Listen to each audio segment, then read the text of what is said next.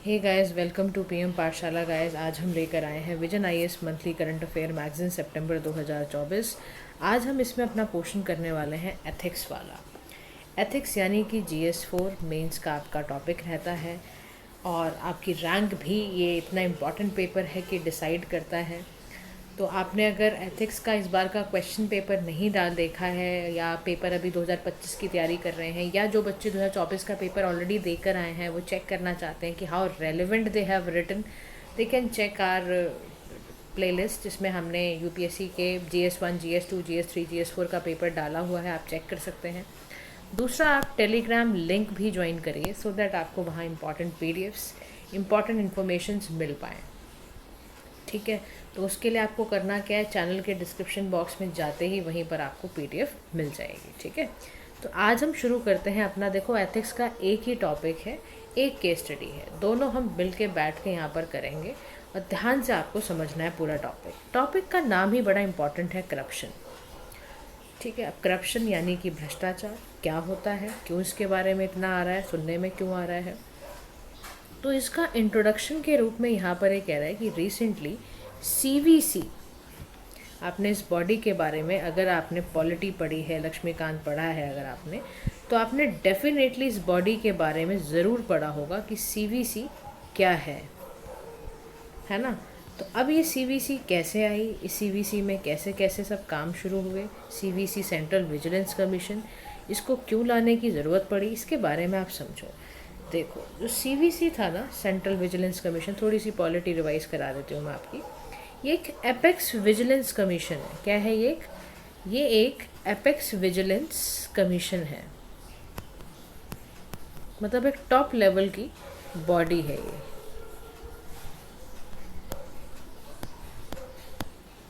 ठीक है, ये सभी अथॉरिटीज़ जितनी भी हैं, एग्जीक्यूटिव अथॉरिटी है, उनके फ्री ऑफ कंट्रोल का ध्यान रखती है कि वो कंट्रोल करने ना लग जाए। विजिलेंस का देखो मतलब ही क्या होता है, विजिलेंस का एक सीधा सा मतलब होता है एक क्लीन और एक प्रॉम्प्ट एडमिनिस्ट्रेटिव एक्शन, ताकि एम्प्लॉयज़ की एफिशिएंसी और इफ़ेक्टिवनेस उनकी बढ़ पाए। क्योंकि जहाँ पर भी विजिलेंस की कमी होगी वहाँ वेस्टेज होगा, वहाँ इकोनॉमिक डिक्लाइन होगा, वहाँ लॉसेस होंगे। तो CVC को गठित किया गया सरकार द्वारा 1964 फरवरी के अंदर। किसकी रिकमेंडेशन पर? श्री के संथानाम कमेटी पर इसको रिकमेंड करा गया था। ठीक है, ध्यान से सुनना। अभी CVC को सेटअप किया गया सरकार द्वारा फरवरी 1964 में, जब रिकमेंडेशन आई के संथानाम की, committee on prevention of corruption, जो कि हेड कर रहे थे ये संथानाम जी। तो 2003 में जाके CVC को एक स्टेचुटरी बॉडी के रूप में गठित किया गया था और एक इंडिपेंडेंट बॉडी है जो पार्लियामेंट को ही खाली रिस्पॉन्सिबल होती है। अब जो आपका सेंट्रल विजिलेंस कमीशन है, ये करती क्या है, ये कंप्लेंट इसको मिलती है अगर कोई करप्शन का केस आया है या कोई मिसयूज़ कर रहा है ऑफिस का, पकड़ा जाता है, तो वो अप्रोप्रिएट एक्शंस को लेते हैं। जैसे सेंट्रल गवर्नमेंट हुई, लोकपाल हुए, विसल ब्लोअर्स हुए, तो ये लेते हैं। अब इसी में आता है विसल ब्लोअर। विसल ब्लोअर का मतलब है वो व्यक्ति जो who could be an employee, किसी कंपनी का वो एम्प्लॉय हो सकता है, गवर्नमेंट एजेंसी का हो सकता है, मीडिया है, हायर गवर्नमेंट ऑफिशियल्स हैं, पुलिस हैं, जो कि इन्फॉर्मेशंस को डिस्क्लोज़ करेंगे जो भी उन्होंने गलत किया है, कोई फ्रॉड किया हो, कोई करप्शन किया हो। तो विसल ब्लोअर वो व्यक्ति होता है जो इस बात को खोलता है। जैसे मीडिया है, हायर गवर्नमेंट ऑफिशियल भी इस बात को खोल सकते हैं, पुलिस इस बात को डिस्क्लोज़ कर सकती है। बट एक बात ध्यान रखना, CVC कोई एक either gets an investigation done through CBI या CVO के थ्रू करवाती है। CVC अपने आप इन्वेस्टिगेटिंग एजेंसी नहीं है, ये ध्यान रखना। ये पेपर में क्वेश्चन पूछा जा सकता है आपसे कि क्या CVC एक इन्वेस्टिगेटिव एजेंसी है, तो आप बताओगे नहीं, ये इन्वेस्टिगेशन या तो अपनी CBI से करवाती है या चीफ विजिलेंस ऑफिसर होता है गवर्नमेंट ऑफिस में, वो ये काम करता है। तो जो भी करप्शन, जो भी प्रिवेंशन ऑफ करप्शन एक्ट से तहत 1980 तहत के जो भी करप्शन ऑफेंसेस कमिट किए जाते हैं उस पर ये काम करती है। एनुअल रिपोर्ट्स बनाती है, कमीशन को पूरा देती है, जहाँ पर भी गवर्नमेंट डिपार्टमेंट का कोई सिस्टमेटिक फेलियर रहा है उसको बताती है। अच्छा, CVC की अपनी एक कहानी भी है। कहानी ये है कि इसकी अपनी एक हिस्ट्री है कि स्पेशल पुलिस इस्टेब्लिशमेंट हुआ सबसे पहले 1941 में, उसको सेटअप किया गया था। वो ब्राइबरी और करप्शन के केसेस देखती थी। जब वॉर चल रही थी ना, 1941 में वर्ल्ड वॉर 2 चल रहा था, तो उसमें दौरान में वॉर में कोई सप्लाई डिपार्टमेंट वगैरह में ट्रांजैक्शन कैसी हो रही है, कोई ब्राइबरी, कोई उस तरह से तब बनाया गया वर्ल्ड वॉर 2 के टाइम पे। फिर Delhi special establishment police establishment act था, उसको 1946 में लेकर आया गया, फिर इसको प्रोमोलगेट किया गया और उसके बाद मतलब सारे के सारे कंसेंट वगैरह लिए गए। 1963 में इसी बॉडी में 19 डिफरेंट सेक्शन आईपीसी बने, फिर भाई कई सारे सेक्शंस बन गए लग गए। फिर धीरे धीरे ये समझ में आने लगा यार एक सेंट्रल पुलिस एजेंसी की भी ज़रूरत है, जो खाली करप्शन और ब्राइबरी को ना देखे, ये भी देखे कि भाई सेंट्रल फिजिकल लॉज का वायलेशन क्यों हो रहा है, पासपोर्ट फ्रॉड, बहुत तरीके के फ्रॉड्स वगैरह देखे गए। फिर संथानाम कमेटी ने ही ये रिकमेंडेशन किया था कि सीबीआई को इस्टेब्लिश करो, तो सीबीआई आया। फिर 1964 में सीबीसी, जैसे हम बात कर ही रहे हैं, वो आया। तो ऐसे ही पूरी की पूरी गाइस ये स्टोरी यहाँ पर दी हुई है, करप्शन की पूरी स्टोरी दी हुई है। ये आपको याद रखना है सीबीसी किस तरह से काम करता है, ठीक है। अब इसी के बारे में हम समझते हैं अपने इंट्रोडक्शन को। पॉलिटी का हमने सीबीसी रिवाइज कर लिया एटलीस्ट, है ना, आपको एक चीज़ समझ आ गई आज एक सीबीसी क्या होता है। और अगर जिन बच्चों ने रिवीजन हो गया तो रिवीजन, जिन्होंने नया बिल्कुल पढ़ रहे हैं एकदम फ्रेश, तो उनको आज समझ आ गया कि सेंट्रल विजिलेंस कमीशन काम क्या करता है। इसी ने अपनी 60th एनुअल रिपोर्ट निकाली, ऐसा मैंने आपको बताया कि हर साल एक रिपोर्ट निकालते हैं। According to this report as many as 74,203 corruption complaint receive हुई 2023 में ऑफिसर्स की, एम्प्लॉयज़ की, जिसमें से 66,373 डिस्पोज कर दी गई, 7830 अभी भी पेंडिंग है। तो to probe graft cases against public servant, Lokpal of India ने इस्टेब्लिश करा एक इंक्वायरी विंग, जिसका नाम है section 11 of Lokpal and Lokayukta act 2023 के अंडर ये करा गया है, ठीक है। इंक्वायरी विंग कैसी है ये लोकपाल की, इसको समझते हैं। ये प्रिलिमिनरी इंक्वायरी करती है इनटू एनी ऑफेंसेस, जो भी आपका प्रिवेंशन ऑफ करप्शन एक्ट के तहत जो भी पब्लिक सर्वेंट पनिशेबल करा जाता है उसको ये की जाता है। इंक्वायरी विंग बनाई गई है लोकपाल की, ध्यान रखना। तो ना रिलेटेड डिपार्टमेंट जो आपके लोकायुक्त है कर्नाटका का, उसने क्वेश्चन किया वेरियस एक्यूज को एलीज मैसूर डेवलपमेंट अथॉरिटी के स्कैम पर कि इरेगुलरिटी कितनी ज़्यादा, देखो इस केसेस का पता चलता है। अब लोकपाल और लोकायुक्त को भी आपको ज़रूर पता होना चाहिए, थोड़ा सा इसके बारे में भी डिटेल में पढ़ लेते हैं। हालांकि गाइस टॉपिक आज एक ही है, लेकिन याद रखो इसमें बहुत सारी चीज़ें हैं, मतलब इतने सारे पॉलिटिकल टॉपिक। तो मैं समझ रहा हूँ एथिक्स नहीं पढ़ रहे हैं, हम एक तरह से पॉलिटी ही रिवाइज कर रहे हैं अपनी। लोकपाल एंड लोकायुक्त एक्ट 2013 आया है, आपने देखा, नाम भी लिखा होगा। ये होता क्या है लोकपाल लोकायुक्त, ये दोनों ही स्टैट्यूटरी बॉडी हैं, लोकपाल और Lokayukta. Without any constitutional status इनको स्टैट्यूटरी बॉडी बनाया गया है। ये एक ओम्बड्समैन की तरह काम करती हैं, कोई भी एलिगेशन करप्शन से रिलेटेड निकल कर आया उस पर ये काम करती हैं। कोई भी मेल एडमिनिस्ट्रेशन करता हुआ पकड़ा गया, कोई करप्शन करता हुआ पकड़ा गया, उस केसेस में इनको बांधा जाता है। बैकग्राउंड क्या था इसका, बहुत पुराना बैकग्राउंड है लोकपाल लोकायुक्त वाला। कहता है स्वीडन में 1809 के अंदर ना कॉन्सेप्ट आया इंस्टीट्यूशन ऑफ ओम्बड्समैन का। फिर 20वीं सेंचुरी में तो लगा कि सेकेंड वर्ल्ड वॉर के बाद तो और भी रिक्वायरमेंट समझ आई। न्यूजीलैंड और नॉर्वे ने तो 1962 में अडॉप्ट ही कर लिया कि भैया ओम्बड्समैन होना ही चाहिए। तो 1967 में यहाँ पर ग्रेट ब्रिटेन में भी आया। इंडिया ने पहली बारी कॉन्सेप्ट ऑफ कॉन्स्टिट्यूशनल ओम्बड्समैन निकाला, प्रपोज करा। लॉ मिनिस्टर थे 1960s के अंदर, जिनका नाम था अशोक कुमार सेन। उन्होंने पहली बार पार्लियामेंट में ये शब्द का जिक्र किया। और आपका जो टर्म है ना लोकपाल और लोकायुक्त, याद रखना ये कॉइन किया गया था बाय डॉक्टर एल.एम. सिंघवी। ये प्लीज़ ध्यान में रखना, डॉक्टर एल.एम. सिंघवी द्वारा ये शब्द कॉइन किया गया है। फिर 1966 में पहली जब एडमिनिस्ट्रेटिव रिफॉर्म कमीशन यानी ARC जब बैठा, उसने रिकमेंड करा कि 2 इंडिपेंडेंट अथॉरिटीज़ आनी ही चाहिए, एक सेंट्रल लेवल पर, एक स्टेट लेवल पर, जो कंप्लेंट्स को चेक कर पाए। फिर 1968 में लोकपाल ने बिल पास किया, फिर लैप्स किया, डिसॉल्व करना पड़ गया लोकसभा को। और फाइनली जाके 2002 के अंदर रिव्यू कमेटी बैठी, M.N. वेंकटचल्या जी जो हेड कर रहे थे, उन्होंने अपॉइंटमेंट करी लोकपाल एंड लोकायुक्त को जाके, ठीक है। फिर सेकंड में फिर दूसरा कुछ चेयर अप होता गया और ये लोकपाल लोकायुक्त आ गया। फिर ये एक्ट की ज़रूरत पड़ गई हमें, भाई मल्टी मेंबर बॉडी बिठाई हमने OBC के कुछ मेंबर्स लिए, चेयरपर्सन्स बिठाए, चीफ जस्टिस बुलाया। तो लोकपाल चेयरमैन जो होता है उसका ऑफिस 5 साल का होता है और टिल द एज ऑफ आपका 70 ईयर्स ये रखा जाता है। और देखो जो इनके मेंबर्स होते हैं ना लोकपाल लोकायुक्त के, इसको अपॉइंट कौन करता है? प्रेसिडेंट करता है सिलेक्शन कमेटी की रिकमेंडेशन पर, ठीक है। तो इतना हमें आज याद रखना है कि आज काफ़ी सारे टॉपिक्स हमने अपने रिवाइज करे हैं, which is very important to revise guys, क्योंकि ना ये कर लेने चाहिए। अच्छा, जो इंक्वायरी विंग है ना लोकपाल की, ये क्या करती है? ये प्रिलिमिनरी इंक्वायरी बिठाती है सबसे पहले। कोई भी ऑफेंस जैसे मान लो आया, प्रिवेंशन ये वाले एक्ट से रिलेटेड कोई आया, तो पब्लिक सर्वेंट अगर किसी को पनिश करना है तो वो इसी एक्ट में लिखा हुआ है। ये इंक्वायरी करते हैं, रिपोर्ट देते हैं लोकपाल को 60 दिन के अंदर अंदर। इसको हेड करता है डायरेक्टर ऑफ इंक्वायरी वाला, जो लोकपाल चेयरपर्सन के अंडर काम करता है।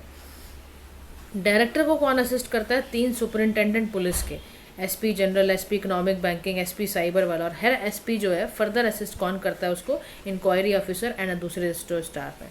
फिर इनके पास सारी पावर है, वही वाली पावर होती है जो सिविल कोर्ट वाली पावर है, अंडर सीपीसी यानी कोड ऑफ सिविल प्रोसीजर वाली सारी पावर इनके पास देखने को मिलती है। अब हम समझते हैं करप्शन क्या है, इनकी डेफिनेशन को समझते हैं। देखो, करप्शन का मतलब है कि आपने अपने पब्लिक ऑफिस को, जो कि आपको काम करने के लिए दिया गया था, पब्लिक वेलफेयर के लिए दिया गया था, अपने पर्सनल गेन की वजह से उसको गंदा किया है आपने। अगर थोड़ा सा और डेफिनेशन को एक्सपेंड करते हुए ले जाएं तो आपने इन्फ्लुएंस करा है, अपनी पावर को अब्यूज़ करा है, पॉलिटिकल ऑफिस में किसी व्यक्ति से कुछ हाथ मिला के पर्सनल वेल्थ, किसी ने जैसे आपको कहा मेरा ये काम करवा दो, मेरा ये प्रोजेक्ट पास करवा दो, किसी पॉलिटिशियन ने मान लो आपको बीइंग एन आईएएस, आप आईएएस और पॉलिटिशियन आपके पास आया, अभी 100 करोड़ रुपये लो और मेरा ये प्रोजेक्ट पास करवा दो। आपने ये काम कर दिया तो समझ लो बस हो गया, करप्शन कर दिया आपने, हो गया, आपसे गलती हो गई है। तो हैविंग पर्सनल वेल्थ और एक्सेस टू सिग्निफिकेंट रिसोर्सेज आपने करे हैं अगर, तो ऐसा आपको देखने को मिलता है। अच्छा, गेन्स क्या क्या आप लेते हो करप्शन के द्वारा? जैसे फाइनेंशियल ब्राइबरी वगैरह ले लेते हो, फाइनेंशियल ले लिया आपने। नॉन फाइनेंशियल जैसे आपने नेपोटिज्म करवा लिया कि मेरे बेटे को आप पॉलिटिक्स में डाल दो, इसी पोजीशन दे दो, मैं आपका ये काम करवा देता हूँ, है ना। तो ये नॉन फाइनेंशियल वाली नेपोटिज्म हो गई। ऐसे ही आपने अपनी पोजीशन को बढ़वाने की कोशिश करी। अगर ये हरकत करते हुए आप पकड़े गए तो आप ये समझ लो कि आपका सामना शुरू हो गया। ये सारे के सारे जो हरकतें हैं, ये सारी की सारी आपने करप्शन की है। एम्बेजलमेंट का मतलब होता है फाइनेंशियल क्राइम करना, आपने पैसा चुरवा लिया, प्रॉपर्टी किसी की चुरवा ली है ना। तो अगर ऐसा कुछ, वाइट कॉलर क्राइम कहते हैं इसको। ट्रस्टेड पोजीशन का आपने ऐसे क्या करा, गलत इस्तेमाल करा, फ्रॉड करा बेसिकली आपने। तो जब आप इस तरह के फ्रॉड में तब्दील हो जाते हो, यानी गबन करना, समझते हो आप? गबन करने का मतलब किडनैपिंग करना या डिफेल्केशन करना, लॉस करना किसी चीज़ का, तो उसको कहते हैं। ऐसे कि मैं किसी कार्य के लिए कोई पैसा या संपत्ति या किसी व्यक्ति की आपको ना दी जा रही है, तो उसको मतलब आपने करा है, फाइनेंशियल क्राइम करा है आपने एक तरह का। तो ऐसे में अगर आपने करते हुए अगर आप पकड़े गए हो तो फिर तो आप समझ लो कि आपने कर दिया है कांड, हो गया आपसे कांड अच्छा वाला। अपनी पोजीशन को बढ़ाने के लिए आपने कुछ काम किए हैं। अगर इस तरह के काम करते हुए आप पकड़े गए, सीक्रेटली अगर आप पैसा लेते हुए पकड़े गए किसी ऑर्गेनाइजेशन से, तो भी आप समझ लो आपसे एम्बेजलमेंट हुआ है। ये ध्यान रखना है शब्द का मतलब। ऐसे ही पैट्रोनेज का मतलब भी आपको पता होना चाहिए। पैट्रोनेज का मतलब क्या है? आपने स्पेशल, आपने फाइनेंशियल सपोर्ट ले लिया किसी व्यक्ति, किसी ऑर्गेनाइजेशन द्वारा, या जो भी आपको लगा कि इम्पॉर्टेंट पर्सन है ये मुझे सपोर्ट देगा, तो ऐसा करने के लिए भी अगर आप पाए जाते हो, यानी आपने एक तरह से समझ लो संरक्षण के तौर पर इस बंदे को पटा के रखता हूँ, फिर ये मुझे आगे स्पॉन्सर कर देगा ये चीज़, अगर करते पकड़े गए आप, तो समझ लो आप करप्शन में चार्ज आ गया, करप्शन लग गया आपके ऊपर अब, ठीक है।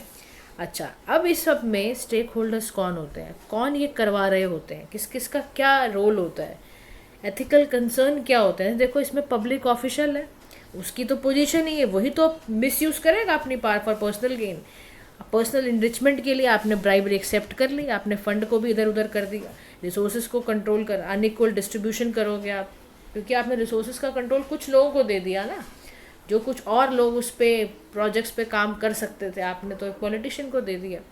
तो पब्लिक ऑफिशियल्स के ऊपर ये सारी बातें आ जाती हैं। अच्छा, नागरिक पे क्या असर पड़ेगा? भाई पब्लिक सर्विस जो नागरिक के लिए होनी चाहिए थी, आपने वो किसी और को दे दी। अब वो बेचारा ब्राइबरी के चक्कर में वो फंस गया, रेड टेपिज्म में फंस गया, उसको एक फ़ाइल पास कराने में 36 ऑफिशियल्स के पास वो गई, उसका पूरा साल ख़राब हो गया, वो कोई स्टार्टअप ही नहीं खोल पाया, तो असर पड़ गया। फिर करप्शन कल्चर में आप सोचो, कोई व्यक्ति कैसे कोई डेवलप कर पाएगा, कैसे कोई विकास कर पाएगा, मुझे बताओ आप। फिर सिविल सोसाइटी की अपनी प्रॉब्लम, एंटी करप्शन एडवोकेसी की बात है, गुड गवर्नेंस ट्रांसपेरेंसी की डिमांड बहुत ज़्यादा आ जाती है, इंटरनेशनल जो फंडिंग है एनजीओज़ की उसको अब हिला के रख देते हो, तो सिविल सोसाइटी के ऊपर तो है ना कि like what they need to do, anti corruption advocacy उनको करना ही चाहिए। फिर जुडिशरी की बात है, अपहोल्ड करना लॉ एंड इंश्योर करना जस्टिस को, जुडिशल इंटीग्रिटी मेंटेन रहे उसके लिए काम करना है, सेलेक्ट करना है application of law, intrusion of corruption कितना ज़्यादा हो रखा है वो देखना है। मीडिया के लिए क्या है कि आपको एक्सपोज करना है corruption, holding part two account, कैसे एक्सपोज किया जाए करप्शन, फॉल्स आपके जो प्रमोट करने हैं नैरेटिव्स या मिस इन्फॉर्मेशंस को कैसे बचाना है, ये उनके ऊपर एक बहुत बड़ा रोल है ना मीडिया का। मीडिया इसमें बहुत कुछ कर सकती है। अगर मीडिया एक्सपोज करना बंद कर दे ऐसे व्यक्तियों को जो करप्शन करते हैं, सोचो फिर क्या फ़ायदा है मीडिया का। तो यहीं पर वो कह रहा है कि एथिकल सिस्टम एंड करप्शन की बात आती है तो डिओंटोलॉजी यानी एक एक्ट जो मॉरल है, अगर उसका यूनिवर्सल सेंस है, ड्यूटी का ऑब्लिगेशन अटैच है उसके साथ, तो वो एक्ट डिओंटोलॉजी है, यानी going by the Kantian moral philosophy on which this ethical system is built. Corruption एक तरह से मॉरल है, मॉरली बैड एक्शन है, क्योंकि ये हमारे सुप्रीम प्रिंसिपल हो, जो आप नेचुरल काम से आप छेड़खानी करवाओगे अगर, तो वो इसी को कहते हैं डिओंटोलॉजी करना, यानी एक एक्ट मॉरल तभी होगा जब वो यूनिवर्सली एक्सेप्टेबल हो। अब हमारे देश में देखो कहाँ एक्सेप्टेबल है, LGBTIQ को हमने वैसे एक्सेप्ट कर लिया, लेकिन सोसाइटी एक्सेप्ट नहीं कर रही है गे मैरिजेस को, लेस्बियन मैरिजेस को, तो वो कैसे मॉरल कहलाएगा, आप समझ रहे हो, सोसाइटी के डायरेक्शन से बोल रही हूँ मैं। ऐसे ही यूटिलिटेरियनिज्म का मतलब है कि एजेंट जो परफॉर्म कर रहा है मॉरली राइट एक्शन, अगर उसको अपना गुड मैक्सिमाइज करना है और मिनिमाइज करेगा evil in terms of the number of people who benefit from the particular action, तो आप ऐसा काम करो जिससे ना नंबर ऑफ लोगों को बेनिफिट होए। जैसे आपने अपने डिस्ट्रिक्ट, मान लो आपको मिला बीइंग एन IAS ऑफिसर हो, आप अपने डिस्ट्रिक्ट में आपने देखा कि पानी की कमी है, आपने पानी के लिए इरीगेशन पंप्स वगैरह खोले, तो वो सब लोगों को फ़ायदा कर रहे हैं। आपने कुछ लोगों के हत्थे वो पकड़ा दिया तो आपने करप्शन कर दिया मतलब। फिर ऐसे ही कॉन्ट्रैक्टरिज्म का मतलब होता है कि हमारा एक्शन इतना अच्छा हो कि लोग उसकी रिस्पेक्ट करें, कोहेसिवनेस बढ़े सोसाइटी में, डिसहार्मनी मत फैलाओ। आपने ऐसा कांड कर दिया कि डिसहार्मनी फैल गई है, सिविल वॉर क्रिएट कर दिया आपने, कुछ ऐसा काम कर दिया, हिंदुओं के फेवर में कुछ कर दिया, मुसलमानों के फेवर में नहीं किया। अगर ये कांड आप करते हो ना, तो फिर आप एक अच्छे अधिकारी तो कभी नहीं बन पाओगे, समझ रहे हो। इसीलिए एथिक्स पढ़ाया जाता है देखो, और एथिकल इम्प्लीकेशंस है करप्शन करने की, बिल्कुल इम्प्लीकेशंस लगेंगे। सबसे पहला इम्प्लीकेशन है इनइक्वालिटी, तो at its core corruption creates unequal access to resources and opportunities. Corruption क्या क्रिएट करता है, अनइक्वल एक्सेस ना होना रिसोर्सेज का, अपॉर्चुनिटीज़ का, and it leads to preferential treatment of those जो ब्राइब अफोर्ड नहीं कर सकते, वायलेट करते हैं एथिकल प्रिंसिपल ऑफ जस्टिस। तो जॉन रॉल की बात याद रखो, वो कहता था अपनी थ्योरी ऑफ जस्टिस में कि फेयरनेस जो होती है वो किसी भी सोशल इंस्टीट्यूशन का सेंट्रल या कॉर्नर स्टोन पॉइंट होना चाहिए कि फेयर रहो ना आप। क्यों ज़रूरी है दो आँख करना, दो आँख करने का मुहावरा है, बताओ क्या मतलब होता है इसका, मतलब you have to be unbiased, किसी के साथ बायसनेस नहीं दिखानी है, किसी की तरफ टिल्ट नहीं दिखाना है। फिर ब्रीच ऑफ ट्रस्ट की बात है, पब्लिक ऑफिस जो होल्डर है उसकी फिड्यूशरी ड्यूटी है to act in the interest of the citizens, ताकि पब्लिक इंस्टीट्यूशंस में ट्रस्ट इनकरेज हो, और करप्शन जो है erodes that public trust in institutions. फिर कॉन्फ्लिक्ट ऑफ इंटरेस्ट का प्रॉब्लम आ जाएगा, अगर करप्शन है तो जो भी इंडिविजुअल पोजीशन ऑफ पावर में होगा वो अपने बेनिफिट प्रायोरिटाइज कर देगा over their duty to the public. तो करप्शन एक तरह का कॉन्सिक्वेशनिस्ट व्यू अडॉप्ट करता है, जहां इंडिविजुअल्स को अपने एक्शंस को जस्टिफाई करना ऑन द पर्सनल गेन्स, कि ऐसा ना हो कि करप्शन में आप इतना तुल गए कि जिस इंटरेस्ट के लिए आप वहाँ बैठे हो कुर्सी पे, वो इंटरेस्ट ही हिल जाए आपका। आप तो पब्लिक वेलफेयर के लिए UPSC ने आपको है किया था, मिनिस्ट्री ऑफ पर्सनल ने आपको इसलिए बैठाया था उस चेयर पर, आप करने लग गए करप्शन।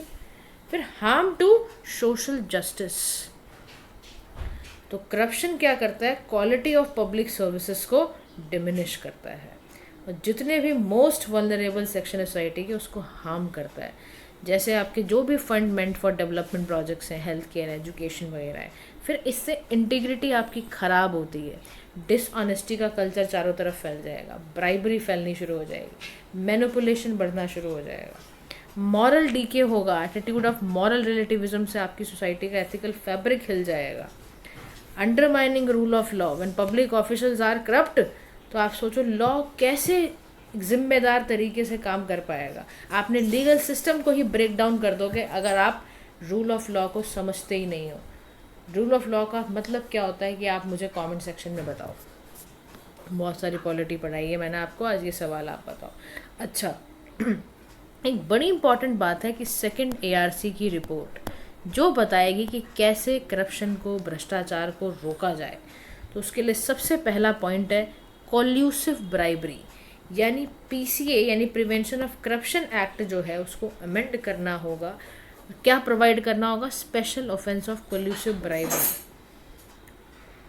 ताकि जो आउटकम हो उससे किसी स्टेट का लॉस ना हो, पब्लिक इंटरेस्ट ना लॉस हो। तो पनिशमेंट है for collusive bribery should be double that of other cases of bribery. Collusive bribery का मतलब भी आपको पता होना चाहिए कि क्या होती है कॉल्यूसिव ब्राइबरी, कैसी होती है कॉल्यूसिव ब्राइबरी। तो कॉल्यूसिव ब्राइबरी का सीधा सा मतलब होता है कि आपने किसी पार्टी के साथ प्रायर अग्रीमेंट किया है कि हम इस डेट को करप्शन करेंगे। समझ रहे हो आप बात को? तो एक होता है कोर्सिव कि करवाया जा रहा है फोर्सफुली, एक होता है कि आप खुद ही तुल गए, आपको लगा कि यार बड़ा बेनिफिट हो जाएगा, इसको कर डालते हैं।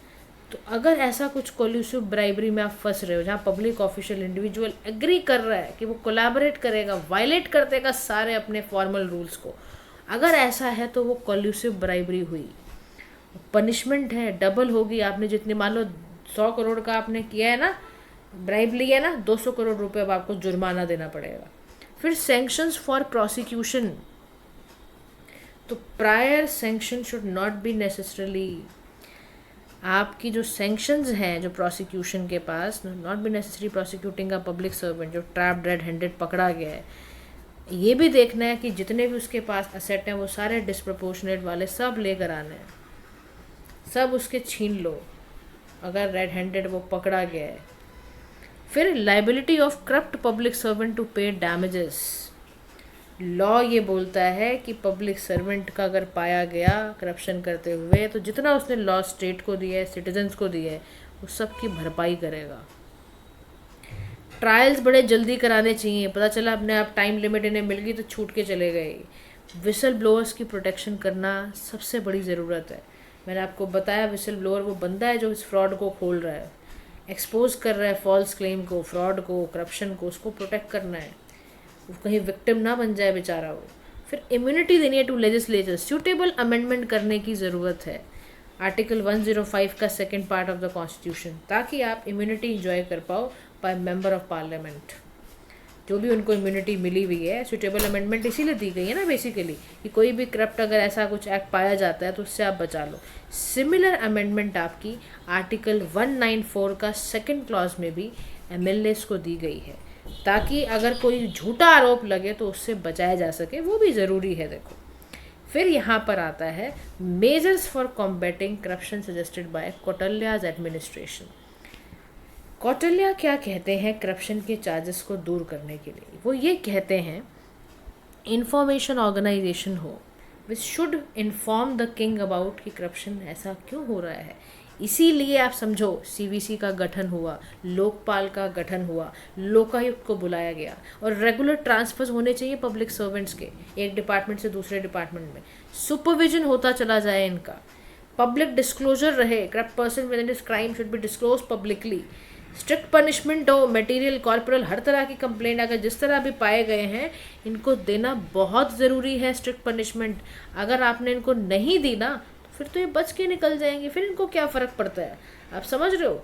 तो ये बहुत ज़रूरी है। कॉर्पोरल का मल्टीपल मीनिंग देखो इसके होते हैं, ये फिज़िकल भी पनिशमेंट देनी चाहिए। कॉर्पोरल का मतलब ये होता है फिज़िकल पनिशमेंट देना, बॉडीली पनिशमेंट देना, समझ रहे हो? और कंक्लूडिंग फॉर्म में ये कह रहा है कि करप्शन एक सिग्निफिकेंट चैलेंज है गवर्नेंस को कैसे अंडरमाइन करना है, सोशल जस्टिस, पब्लिक ट्रस्ट को कैसे बढ़ाना है। एक ऐसा कल्चर क्रिएट करो ट्रांसपेरेंसी, इंटीग्रिटी, पब्लिक पार्टिसिपेशन का, ताकि करप्शन ख़त्म हो और गुड गवर्नेंस आगे से आगे बढ़ती चली जाए, which is the requirement of the day. समझ रहे हो? अब देखो ये ऐसे में कितना काम आने वाला है, समझ रहे हो कितना इंपॉर्टेंट है। GS4 में आपका कितना काम आने वाला है। सोशल इशू में कहीं करप्शन आ गया तो वहाँ भी लिख पाओगे। तो आप समझो कितने मल्टीपल तरीका होता है किसी टॉपिक को देखने का।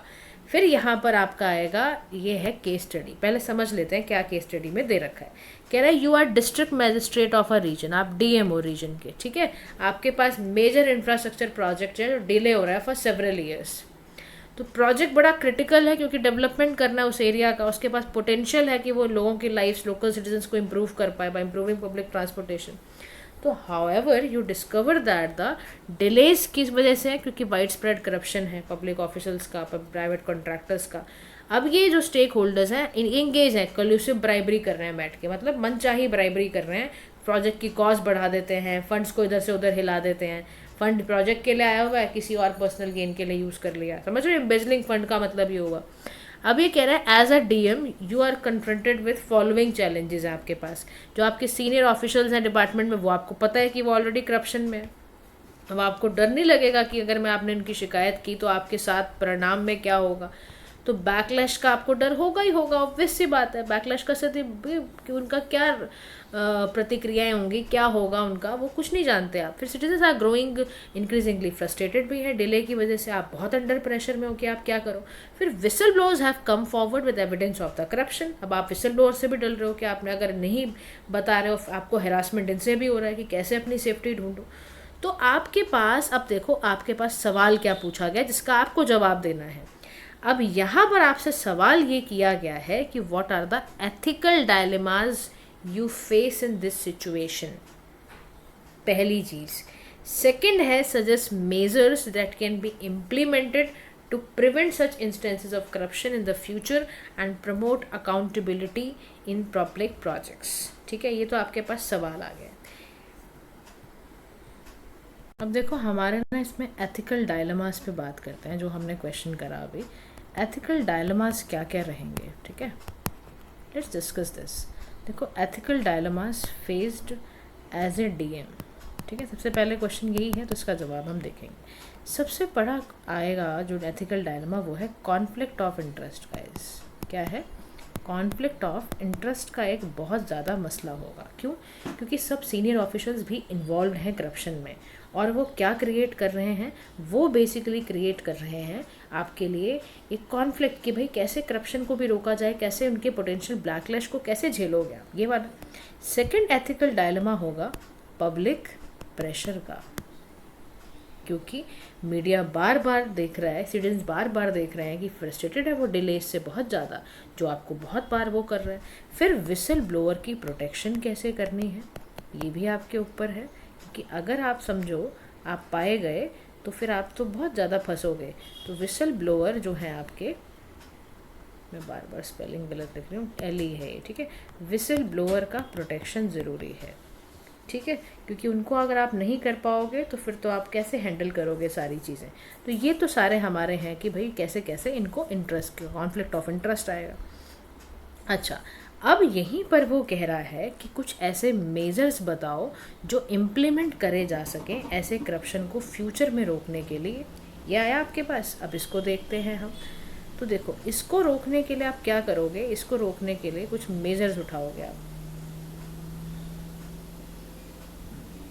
मेजर्स क्या क्या हो सकते हैं वो देखते हैं। सबसे पहला मेजर आप बताओगे to prevent accountability and all this, transparency and accountability is very important.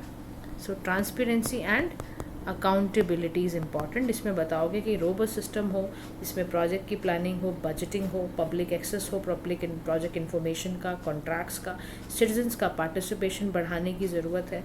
और दूसरा काम आपको ये करना है, I am removing all this, आप नोट कर लेना।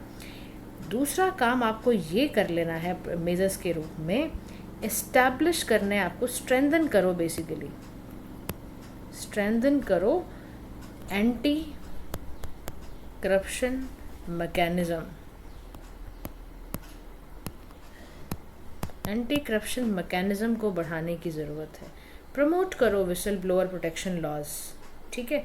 और उसके बाद करो आप मेजर में ले लो आप ethical leadership and training, ethical leadership and training,